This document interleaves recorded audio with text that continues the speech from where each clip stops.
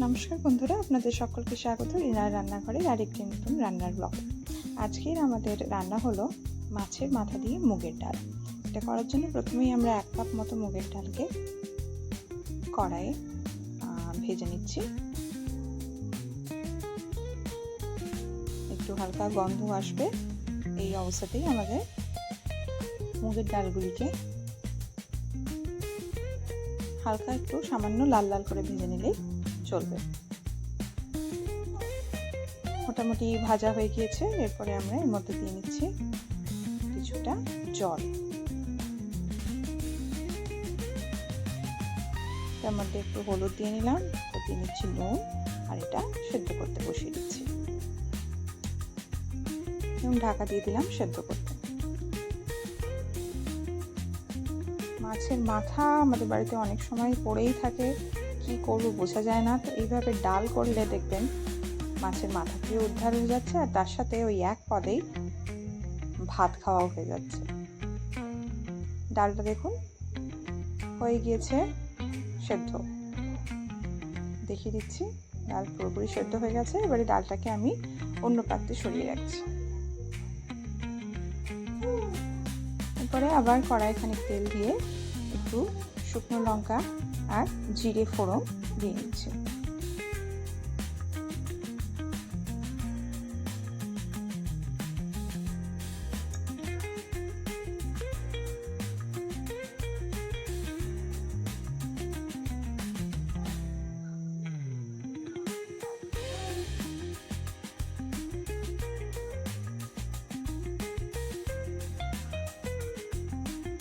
ভালো করে এগুলোকে নাড়িয়ে নিলাম।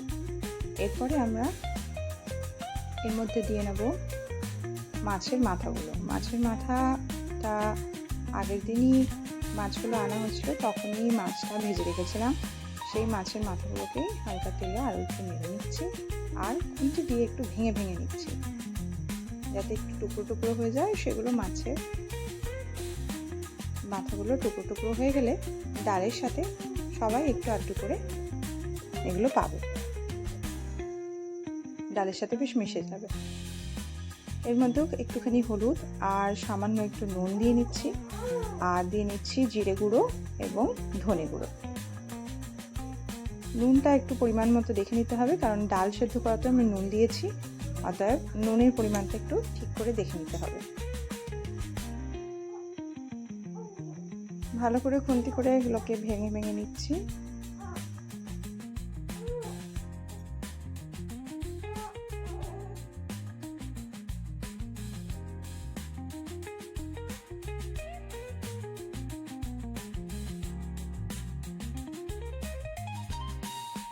ভাজা ভাজা একটু কড়া কড়া ভাজা ভাজা হয়ে যেতে এর মধ্যে ডালটা দিয়ে নেব। অনেকে এতে পেঁয়াজ রসুন দিয়েও করেন, আরও বেশি মুখরোচক হয়, আর আরও বেশি কি হয়, রিচ খাবার হয়ে যায়। এই গরমে অতটা রিচ খাবার না করে আমি একটু সাধারণভাবেই করছি, কিন্তু এটাও কোনো অংশে স্বাদে খারাপ হবে না এবং যথেষ্ট সুস্বাদু হবে। একটু নুনটা চেখে নেবেন এই অবস্থায়, এবং তাহলে একটু নুন কম বেশি হলে সেটা ম্যানেজ হয়ে যাবে। এরপরে আমি দিয়ে নেব সামান্য চিনি। এই মুগের ডালটা আমরা একটু সামান্য মিষ্টি মিষ্টি খাই, তো সামান্য 1 চামচ মতো চিনি দিয়ে নিলাম।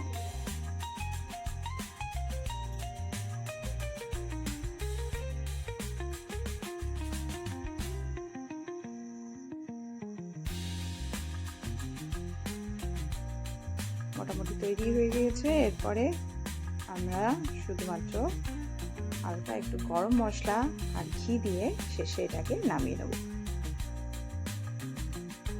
এই একটি পদ দিয়েই সমস্ত ভাত খাওয়া হয়ে যাবে। এত সুন্দর এটা খেতে হয়, ঘরে অবশ্যই এটা ট্রাই করুন। গরম মশলা দিয়ে নিলাম, আর দিয়ে নেব সামান্য 1 চামচ ঘি। এই স্বাদে গন্ধেই খাবার একদম দারুণ মজাদার হয়ে যাবে। অবশ্যই বাড়িতে তৈরি করুন, আর কেমন লাগলো আমাদের জানাতে ভুলবেন না। দেখুন শেষ মাছে ঘিটা দিয়ে নিচ্ছি, এর গন্ধটাই অতি অপূর্ব লাগবে। তো তৈরি হয়ে গিয়েছে আমাদের মাছের মাথা দিয়ে মুগের ডাল। এই একটা পদ দিয়েই সমস্ত ভাত হয়ে যাবে। নমস্কার বন্ধুরা।